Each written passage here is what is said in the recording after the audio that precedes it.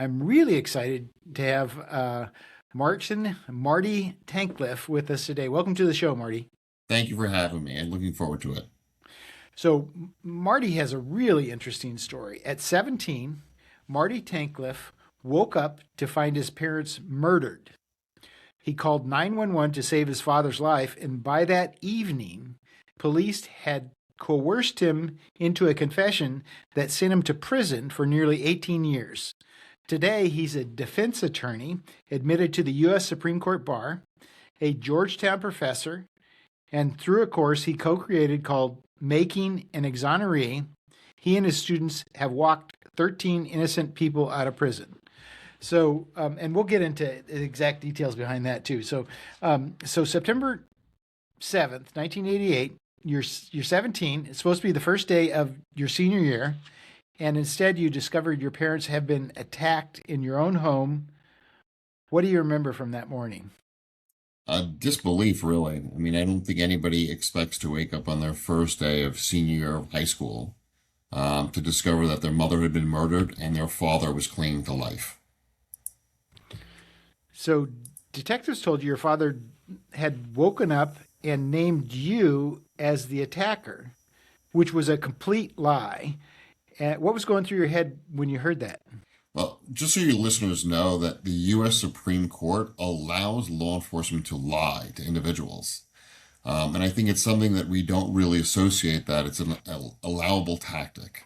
But for me, it was complete disbelief because, growing up, never believed my father would lie, trusted the police. So here I'm faced with, two people that I've learned to trust my whole life, law enforcement and my father. And law enforcement was saying my father woke up and identified me. So it was kind of this conflict in my brain, knowing that I know I didn't do anything, but here law enforcement is saying I did, and they're saying my father said I did it. Wow, that's pretty scary. I mean, I just can't even imagine what was racing through your. At one point or another, so you had confessed after. How did that all happen?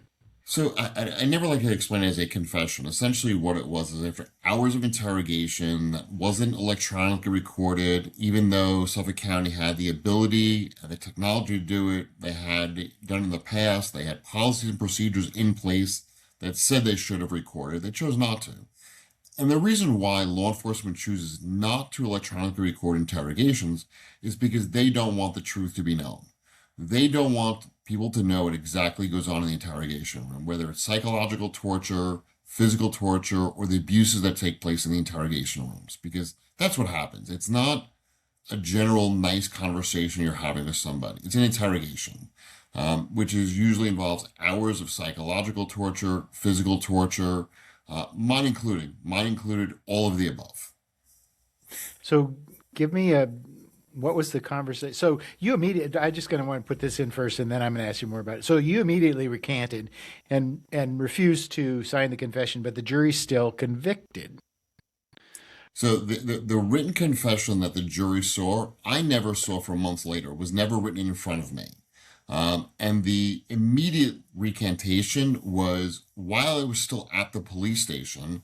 I had a phone call with a family member, and she said, did you say you did it? And I said, they made me. And what had essentially happened was after hours of interrogation, law enforcement said to me, Marty, your father said you did it. You're not leaving here till you tell us what we want to hear. And no matter what truthful answer I gave to law enforcement, they weren't happy. If they said, Marty, I'll give you an example. Marty, you used a dumbbell to attack your parents. I would say, no, I didn't. I didn't use any dumbbell because I didn't attack my parents. Their response was, Marty, just say you used the dumbbell and then this will end. So my response was, well, look, if you're saying I used the dumbbell, then maybe I used the dumbbell. But that really wasn't a confession. That was me just regurgitating what law enforcement wanted to hear. Because anybody who's studied my case knows that when the quote unquote allegations in the confession were matched up to the forensic evidence, nothing matches up. So here you are. The jury still convicted you. What was it like hearing that guilty verdict at 19 years old? Disbelief. I mean, back then, when this all started, I was 17 years old when I was arrested. It was 2 years later, I was on trial. I was told the longer deliberations went, the better they go. Mine went 8 days before they returned a guilty verdict. But this wasn't a clean jury. As some of your listeners may know, we had lots of jury misconduct allegations. We had a juror who was giving hand signals to the prosecutor during deliberations to let him know which way the jury was voting. There were a lot of misconduct issues that happened in my case, so it was a calamity of events that led to an innocent man being imprisoned. So you spent 6,338 days behind bars. How did you keep yourself from breaking during all those years? A few different ways. I had a mentality that I wasn't living in prison, I was temporarily residing. I used to tell people I'm currently at the School of Hard Knocks. I would tell people I'm going to school upstate. But for me, what drove me every single day was I did not want the memory of my parents that Marty Tankleff was the murderer. I didn't want their history, their legacy to be that their son was the murderer. And every day I fought to prove that. So your childhood friend, Mark Howard, you two have known each other since you were 3 years old, wrote editorials defending you in your high school newsletter, the Purple Parrot. And later he helped lead the fight to free you.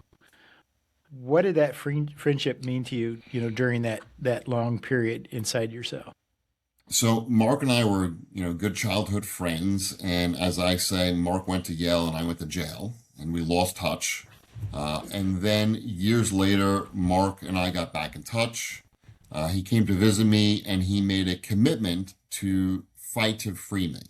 So Mark joined the entire defense team I had, which include lawyers and investigators and public relations people. And Mark went on a path to show the world that what he believed was true. And that was that his childhood friend was innocent. And Mark and I have remained friends. We teach a class together, and Mark was relentless in his pursuit to get the truth out. So, and this is really incredible.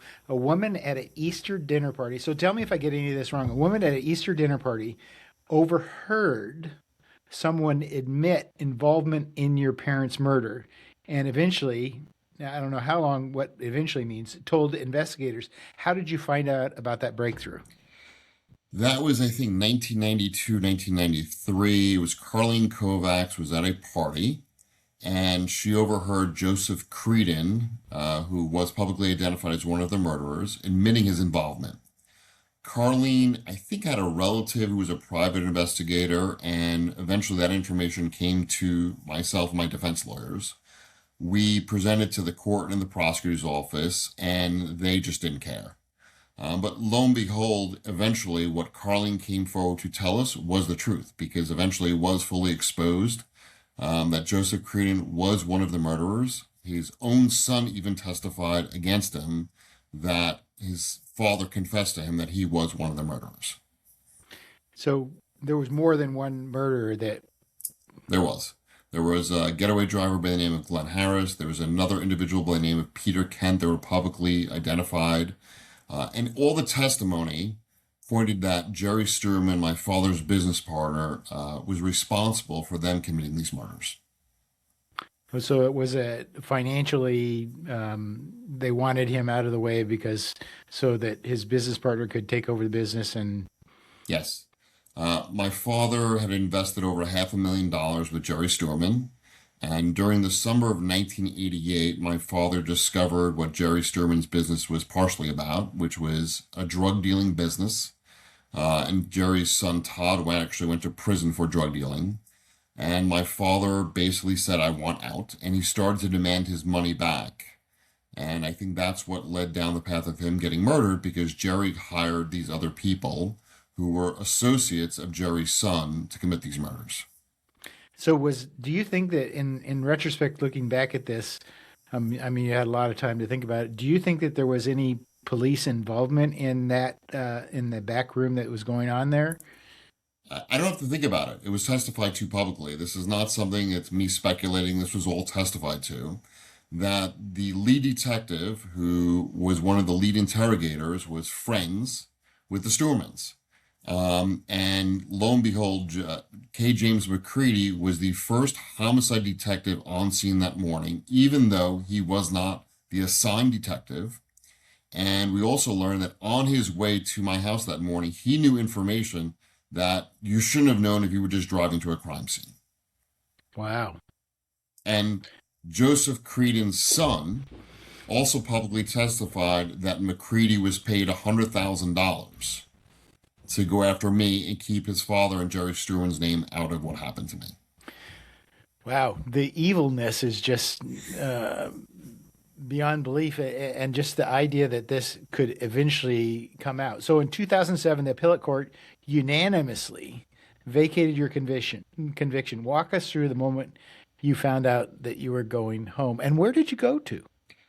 I want to backtrack just for a moment, because I think people need to understand that the hearing that took place was all this evidence, included almost 24 witnesses, was a priest, a nun, confidential informants.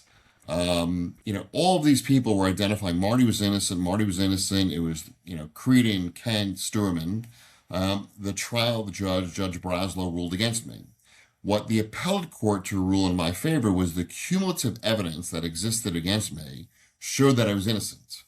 And shortly after the appellate court reversed the conviction, the Suffolk County prosecutor, D.A. Spoda, dismissed the indictments against me because everyone knew I was innocent. And that was the only thing that was the right thing to do.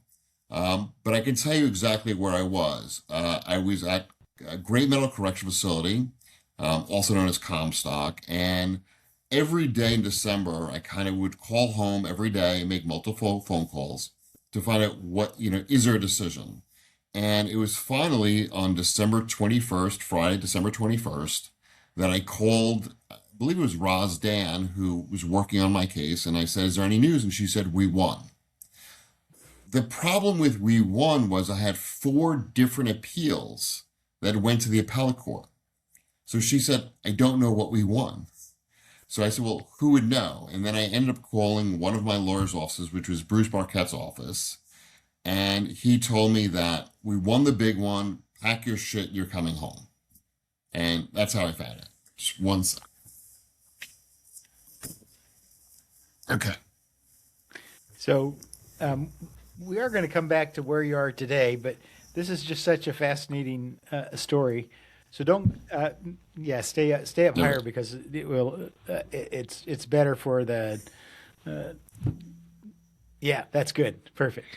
So, how did you pay for all this legal defense? Because this is that's a long time. A lot of lawyers. A lot of lawyers, and they all work pro bono. So that's amazing. There were countless lawyers from New York City, Washington, D.C. They all believed me, and they all worked tirelessly to free me. So the people who were actually involved in this crime, were any of them ever punished? None of them were held accountable. Joseph Creedon and Peter Can are both dead. Steuerman hasn't been held accountable ever. McCready, who was the lead detective, he died as well. Leonard Lato, who was the prosecutor who fought my exoneration, he died while swimming.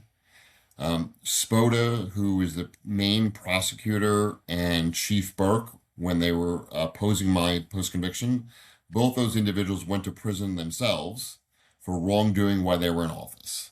So everybody who opposed my exoneration and my freedom have all either died or gone to prison themselves.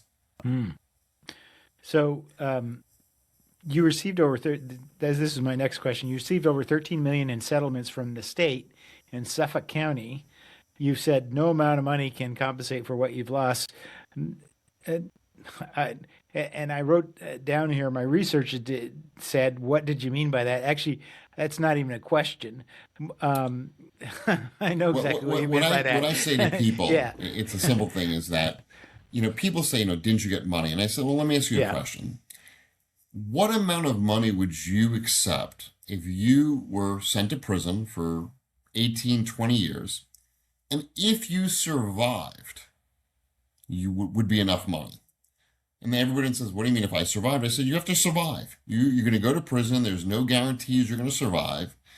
Was there any amount? And everyone says, well, there's no amount of money. I said, so why does what I settled for really matter?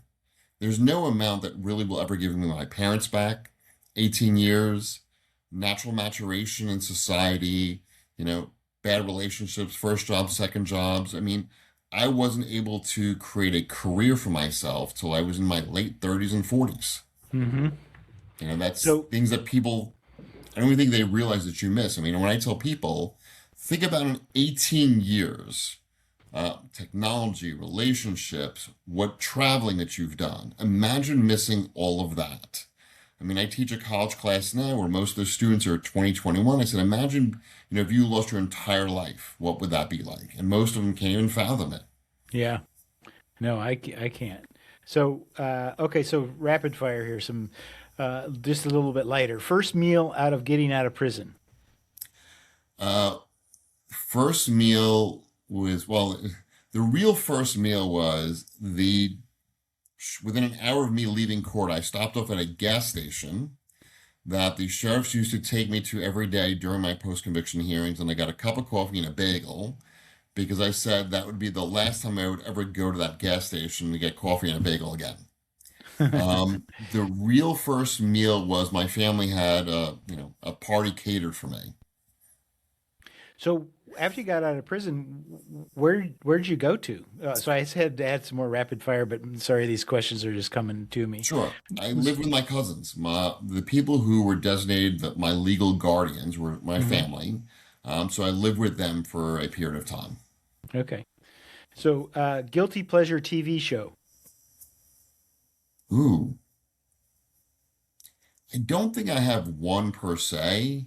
Um, one that I recently watched was very interesting was The Mayor of Kingstown. Okay.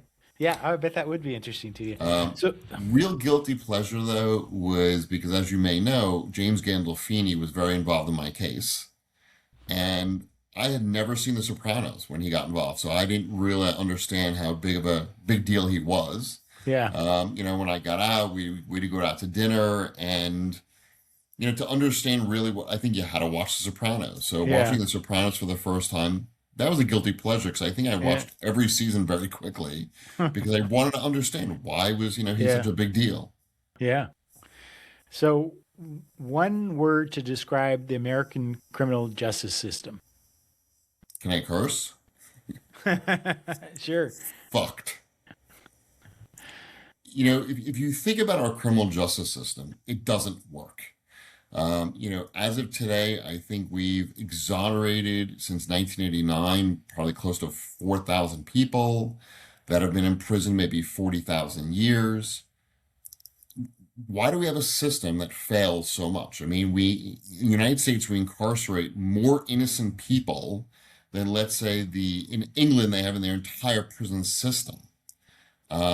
Why is it that when we identify prosecutors and police that have done wrong, they're not held accountable?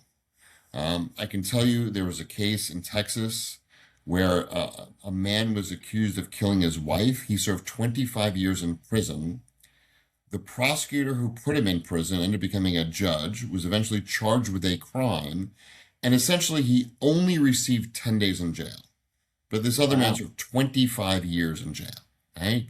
So I think that is a problematic situation with the criminal justice system. We don't hold the bad actors at all. We don't hold them accountable at all.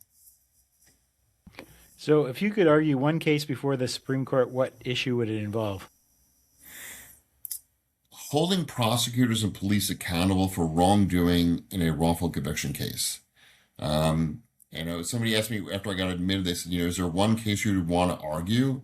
And I kind of said it would be a wrongful conviction case. It's like, who better to do it than somebody who walked in the shoes and understands what their client really feels? I mean, it's like today, when I have a client that's possibly going to prison, if I stand next to him, I'm the one lawyer, one of very, very few lawyers who understands what he's feeling at that very moment. Mm-hmm. Mm-hmm.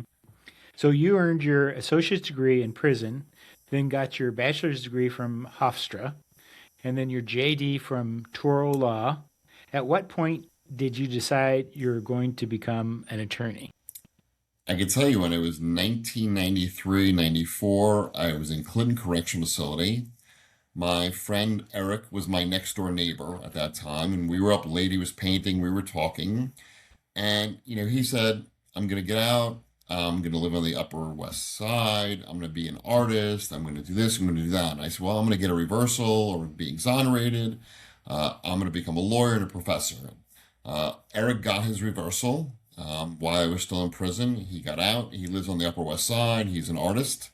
I got out. I'm a lawyer and a professor. So, 3 years into my wrongful conviction is when I decided I was going to become a lawyer.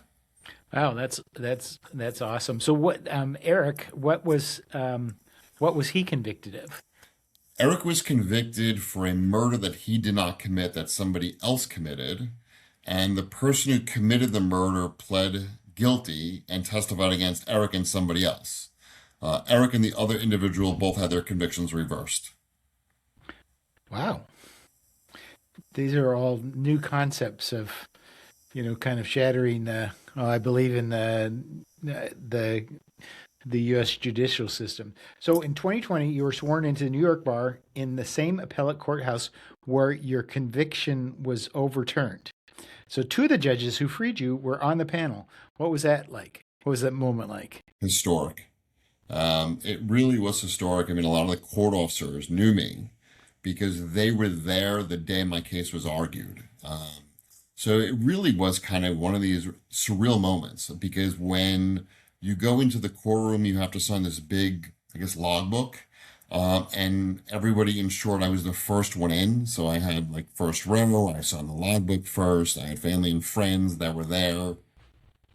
And I think for the justices too, I mean, how often do they see a conviction that they reverse and then years later that innocent person comes before them to become an attorney?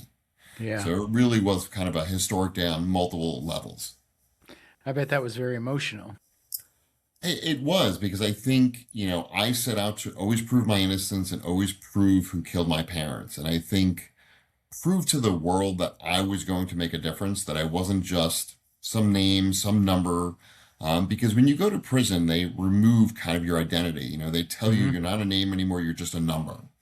And I wasn't going to be just a number. I was going to be Marty Tankleff, and that day I was Marty Tankleff, attorney at law. So you were recently admitted to practice before the U.S. Supreme Court. How does that feel for someone who once wore the inmate number 90T3844? I was going to 90T3844. It was another historic moment because what's very interesting is that two of the justices that were on the Supreme Court actually worked at one of the law firms that fought to free me in D.C. So it kind of came from a full circle moment that when Miller, Cassidy, LaRocca, and Lewin were working on my firm, two of the justices were actually at the firm at that very time. They didn't work on my case, but they were at that firm. And what was even more kind of emotional and historic for me is that two of the lawyers that worked on my case were my swearing affiants. Barry Pollock and Steve Braga were two lawyers that worked on my case. They both submitted affidavits to the U.S. Supreme Court saying I have the moral characteristic to be admitted to the Supreme Court. So it really was a really great day. Yeah. So who were the two justices? Ketanji Jackson Brown, and I forget who the other one was because there's two of them. There's a third one that I think was there, but for only 2 weeks. Okay. So, it may have been Elena Kagan. I think it was Elena Kagan. Oh no, Amy Coney Barrett. Amy Coney Barrett and Jackson were both at Miller Cassidy. And another justice was there, I think, for 2 weeks, but nobody really talks about it because it was such a short-lived tenure at the firm. So where am I? So you and Mark co-created Making an Exoneree at Georgetown in 2018. Undergraduate students investigating real wrongful conviction cases. How does that class actually? How does that work? So how it works is that, I mean, we've expanded, and we can talk about later, but we started where we worked on 5 cases. 3 students were assigned to each case, and what they would do is they would read the entire case file and figure out what's missing, what seems off, and then they would figure out where they have to go out and investigate. They go out to crime scenes, they track down new witnesses, they track down old witnesses, and the students are required as their final project to create a short documentary that shows why they believe the person is innocent. They also have to create social media sites, and they also do websites as well. And since 2018, we've expanded to 4 other universities and Georgetown Law School as well. Wow. So, so we talked before about the 13 people that you walked out of prison. Tell me a little bit more about that. So we've been involved in 13 individual cases where somebody has walked out. And I think for me, the first one is the most connected and most emotional one for me. It's Valentino Dixon. Valentino Dixon was a man I came to know when I was in law school, and the law firm that I was working at was representing him. And it got to a point where we weren't successful in doing anything for Valentino. And I said to Valentino, I said, listen, I'm never going to forget about you. If there comes a time where I can help you again, I will. And when Mark and I started teaching Making Exoneree in 2018, we chose Valentino Dixon's case as one of the cases to work on. And 4 months after the semester ended, Valentino Dixon walked out of prison on, I think it was September 19th of 2018, after serving 27 years in prison for a murder he did not commit. Wow. And since then, Valentino Dixon is a extremely successful golf artist. He's made golf for, I think, 3 presidents, Jack Nicklaus, Tiger Woods. I mean, if you go online, you can read all about Valentino. So, what was the crux of the argument that you were able, or what was the evidence, or how did you, find something that the court would even be willing to accept, at So this later date? our students are really the magicians. We teach them skills, we teach them how to go out into the field. In Valentino Dixon's case, one, there was evidence that had developed over the last few years. And one of the most recent ones was that our students interviewed the original prosecutor who admitted that a gunshot residue test was done and it came back negative. And our students knew that that test result had never been disclosed. So Valentino's new lawyer took that information with all the other information, some other information that the students had acquired, and they presented it to John Flynn, who was the prosecutor. Hmm. And the day Valentino Dixon was exonerated, the real murderer, Lamar Scott, pled guilty. So it Wow. really was a full culmination because 3 days after the murder Valentino Dixon was in prison for, Lamar Scott came forward, went on TV, and said, Valentino Dixon is innocent, it's me. And from that day forward, Lamar Scott kept telling people, Valentino is innocent, I'm the guilty party, but nobody listened to Lamar Scott. Well, what convinced Lamar Scott to come forward and admit that? I don't know. I mean, I don't know why. I mean, 3 days after the crime was committed, I don't know why. I think he was a good man in the sense of he realized that an innocent man was in prison and he was trying to correct what happened.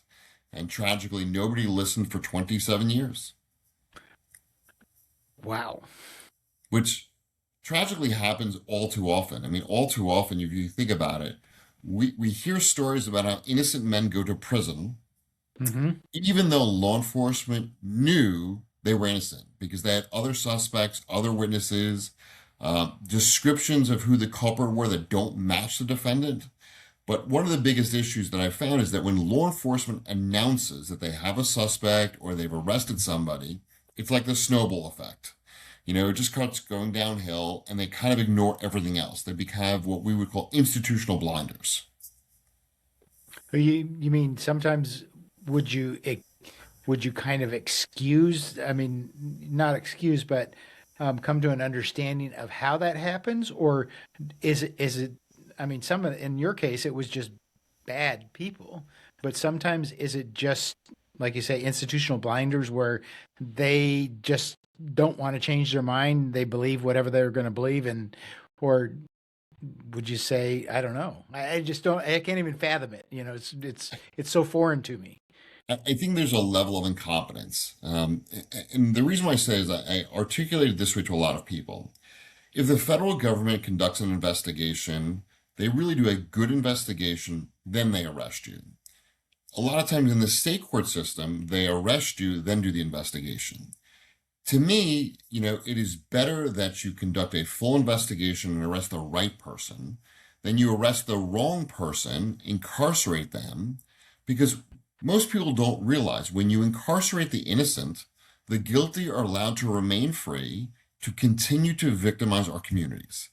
Now, if you think about this, in those 4,000 cases that have essentially been documented where innocent people went to prison, how many more crimes were committed because the guilty parties were left to remain free and commit additional crimes? Mm-hmm. And it's something most people don't want to talk about because then we have to acknowledge that our system isn't working properly. So do you have in your own mind a solution or maybe a series of solutions or some ideas on how you would fix that? I do. To me, every interview, every interrogation should be electronically recorded from the first question to the last one. I think forensic testing should be performed before someone is arrested. When you're doing eyewitness identification, do double-blind lineups, have it electronically recorded so we can all see what's happening. If you're dealing with witnesses or defendants that are non-native English speaking, make sure you have somebody who speaks their native language, not something similar. I was in prison with somebody who spoke Fuzhou, and during his entire case, they gave him somebody who spoke Mandarin. It's not exactly the same. I've taken courses from forensic linguistics experts, and we hear time and time again where you have witnesses and suspects and defendants who are not native English speaking. They don't have intellectual abilities to really understand their rights. These are all things I think we can address to make our system better. Mm-hmm. So, 13 people freed, over 300 combined years in prison. The program's out, 5 universities. Which exoneration hit you the hardest emotionally? Other than yours. Valentino's. Okay. Valentino's hit me the hardest because his daughter Valentina was 6 months old when Valentino went to prison. And I had stayed in touch with Valentina pretty much for many, many years. And her entire life, she had to defend her father. And, it almost wasn't real to her when the exoneration was coming. And I remember it was probably maybe a week before the exoneration. I said, Valentina, next week when your father walks out of prison, you can basically say F you to every person that ever doubted you. Hold your head high, hug your dad, and know what you've done for your entire life was the right thing because you knew your dad was innocent and you fought with everything you had. And seeing the smile on her face the day her father walked out was just beautiful. So these cases, a lot of times they don't have any DNA evidence. So your students are kind of doing old-fashioned gumshoe detective work. What's an example of a lead a student uncovered that blew a case open? There's a lot of them. I mean, in the Terrell Barros case, they did a documentary on Terrell. That documentary went out into the field. Somebody saw it, knew they had exculpatory information. That witness came forward, testified at a post-conviction hearing, and Terrell Barros is free because of the student's work. We see this time and time again. I can't say which case, but our students currently are working on one case at one of the universities. They tracked a young witness down who was 16 at the time that she allegedly made a statement. The witness was shown her statement and she said, "That's not my statement. That's not my signature. I was a minor," she said. "I can tell you I never said those words to the police. And if I did, where's my parents' signature?" And if you can't trust that one critical piece of evidence, Can you trust any other aspect of the case? And I think hopefully that case may lead to something down the road. We have one case now where it was an arson case and there was no arson investigator or expert witness that testified at the individual's trial. Our students spoke to arson experts who have said this was not an arson, it was an accidental fire. I mean, that's a critical moment. We've had cases where ballistics experts, quote experts, testified at the original trial, and we've had new ballistics experts who've said it was junk science what they testified to at their original trial. And under today's current standards, they never would have been allowed to testify to that. Because in addition to the, going out into the field, our students also consult with expert witnesses. The students go out and they track down expert witnesses, and usually it's 2 or 3 in the same field. This way they can get corroboration that the test results are consistent or inconsistent. So this is not just going knocking on doors, knocking on, people's homes. It's a total amount of work that they do. So you're essentially teaching college kids to do what an entire police force department failed to do in your case. Does that irony ever hit you, mid-lecture? I'm sure it does probably every time. It always hits me when the students pose this unique question. I can say, well, let me explain what happened in my case. And I think it's one of the reasons why it makes our program so unique, because it's taught by an exoneree who lived it and his childhood friend who fought for his freedom. Even though Mark and I are primarily based at Georgetown, we have sister programs at NYU, Princeton, Rice University, and UC Santa Cruz.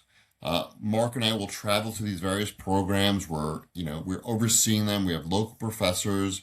I've been to, Princeton and NYU a lot this year. So those students get to interact with me a lot. So any of those unique questions, I'm there to answer for them. So you've been championing the Right to Remain Silent Act in New York, which would require kids under 18 to consult with a lawyer before police can interrogate them. If that law had existed in 1988, what happens differently in your case? I don't serve 18 years in prison. I even think if law enforcement would have electronically recorded everything they did, I wouldn't have been in prison.